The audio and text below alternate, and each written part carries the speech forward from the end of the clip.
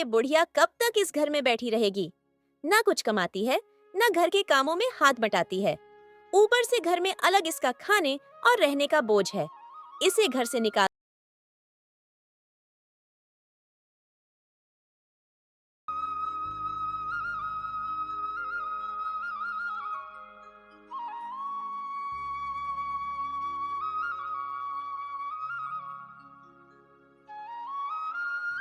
प्रेम कभी बूढ़ा नहीं होता। माँ का प्रेम तो सदा अमर रहता है, पर जब वही माँ अपनों के बीच अकेली रह जाए तो उसके आंसू आसमान तक पहुंच जाते हैं। लेकिन जहाँ प्रेम है वहाँ स्वयं श्री कृष्ण है। सूरज की पहली किरण ने कमलावती की झुर्रियों भरे चेहरे को छुआ। कमलावती हर रोज की तरह सुबह उठी, कमजोर हाथों से चूल्हा जलाया और 2 रोटियां सेकने लगी। कमलावती ने नर्म स्वर में अपने बेटों को आवाज दी। बबलू, मुन्ना, आ जाओ बेटा, गरम गरम पूरी बना दी है। कुछ देर इंतजार किया पर कोई जवाब नहीं आया। कमलावती ने फिर से आवाज लगाई तो दोनों बेटे उसके पास आए और कहा, बबलू, मुन्ना। अरे माँ, फिर पैसे बचा रही हो? लो भैया, देख लो, हम लोग मेहनत करके आए हैं और ये हमारी माँ है जो पैसे बचा रही है। एकदम दिमाग खराब कर देती है। माँ, हर वक्त बस यही पूरी आलू, कुछ नया बना नहीं सकती क्या? जिस माँ ने कभी खुद भूखी रहकर बच्चों को खिलाया था, आज वही माँ उनके खाने के लिए तरस रही थी।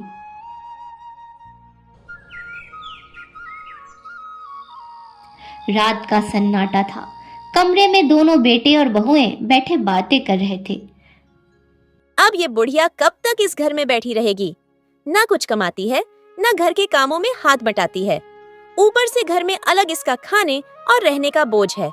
इसे घर से निकाल देना ही सही रहेगा। हाँ भैया, भाभी बिल्कुल सही कह रही है। हमें इस बुढ़िया को घर से निकाल देना चाहिए। वैसे भी अब ये हमारे किसी काम की नहीं रही।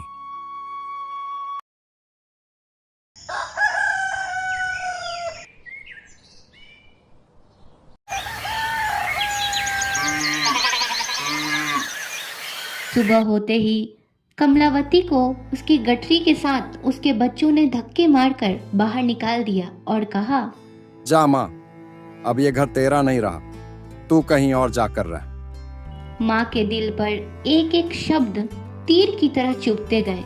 वे बिना कुछ कहे घर छोड़कर चल दी।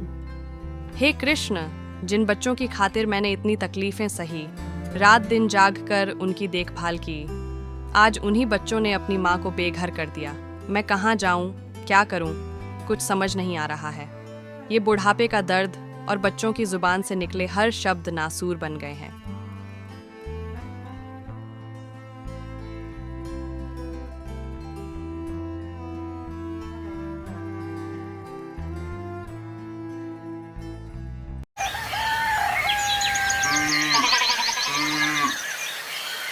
जंगल के पास एक टूटी फूटी कुटिया में आकर बस गई, जहां ना कोई अपनापन था, ना कोई सहारा।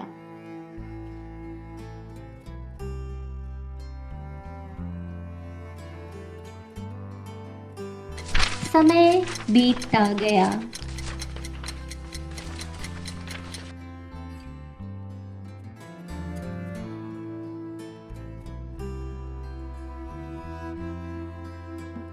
कमलावती और भी बूढ़ी हो गई थी। अब उनकी आवाज कमजोर थी, पर भगवान का नाम उनके हर सांस में बसा था।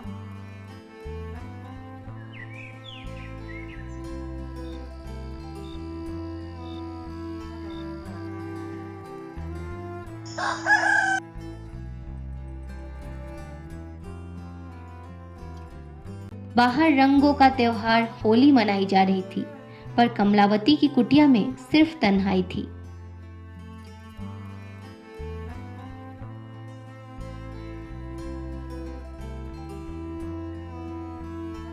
स्वर्गलोक में राधा रानी ने यह दृश्य देखा और श्री कृष्ण से कहा, हे गोपाल, आपकी भक्त अकेली बैठी है। क्या होली पर कोई माँ उदास रह सकती है? आपके होते हुए? श्री कृष्ण मुस्कुराते हुए जवाब देते हैं, राधे, मैं अपने भक्तों को पहले इस स्वार्थी दुनिया की सच्चाई से रूबरू कराता हूं कि जिस मोह के पीछे तुम स्वयं को त्याग रहे हो वह कोई काम नहीं आता। इस संसार में सभी लोग स्वार्थी हैं, इसलिए पुत्र मोह, पुत्री मोह और संसार के जितने भी रिश्ते हैं उनसे अधिक लगाव उचित नहीं।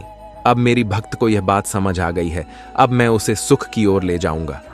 तभी होली की उस रात दरवाजे पर दस्तक हुई। कमलावती ने दरवाजा खोला। बाहर एक नन्हा बालक खड़ा था। बालक ने मासूम स्वर में कमलावती से कहा, मेरे साथ कोई होली नहीं खेल रहा, मैं अकेला हूं। बालक ने गुलाल उठाकर कमलावती के चेहरे पर मल दिया। वो बालक कोई साधारण बालक नहीं था, वह स्वयं श्री कृष्ण थे। कमलावती आश्चर्यचकित होकर बोली, हे नंदलाल, आप स्वयं आए हैं? श्री कृष्ण ने प्रेम भरे स्वर में कहा, कमलवती, संसार स्वार्थी है। तेरे बच्चों ने तुझे छोड़ा, ये उनका कर्म है, लेकिन तूने जो प्रेम किया वो तेरा धर्म है। हर इंसान को अकेले ही खुश रहना सीखना चाहिए, क्योंकि ये दुनिया तभी तक साथ देती है जब तक उसे तुझसे मतलब होता है।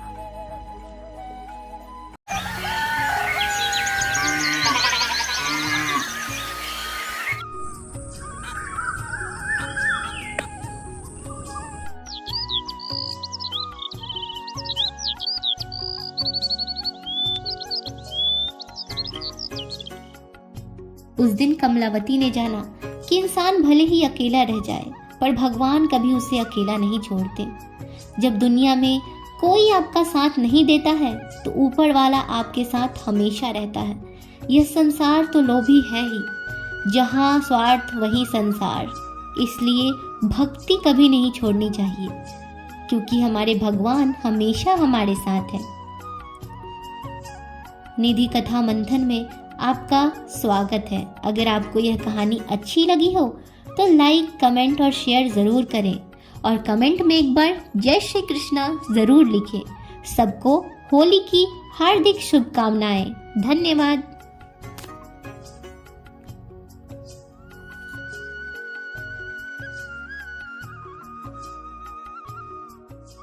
देखा राधे, मैंने कहा था ना, मैं अपने भक्तों को इस संसार की सीख देता हूं कि यहां आप स्वयं अपने साथी हो। होली की आपको शुभकामनाएं। राधे राधे।